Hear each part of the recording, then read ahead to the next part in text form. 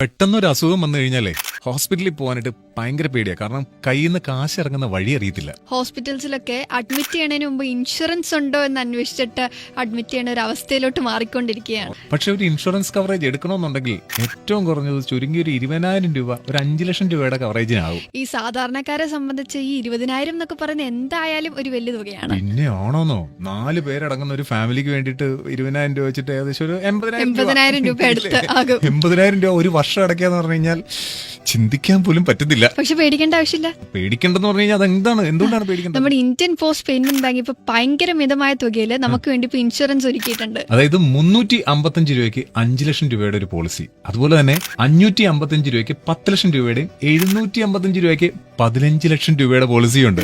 മാത്രമല്ല ഇന്നത്തെ health plus accident coverage ആണ് വരുന്നത്. നമുക്ക് പെട്ടെന്ന് എന്തെങ്കിലും അസുഖം വന്നാലോ അല്ലെങ്കിൽ ഇപ്പൊ ഭയങ്കര നമുക്ക് പറയാൻ പറ്റത്തില്ല, ഇന്നത്തെ കാലമല്ലേ, എന്തെങ്കിലും പെട്ടെന്ന് ഒരു ആക്സിഡന്റ് വന്നാലോ നമുക്ക് ഈ ഇൻഷുറൻസ് ഉപയോഗിക്കാം. സാധാരണ ഇപ്പൊ ഗതിയിൽ പറഞ്ഞിട്ടുള്ളത് ചെറിയ ചെറിയ അസുഖങ്ങളൊക്കെ ഏകദേശം ഒരു 2 വർഷം കഴിഞ്ഞിട്ട് മാത്രമേ നമുക്ക് പോളിസീസ് കിട്ടത്തുള്ളതാണ്.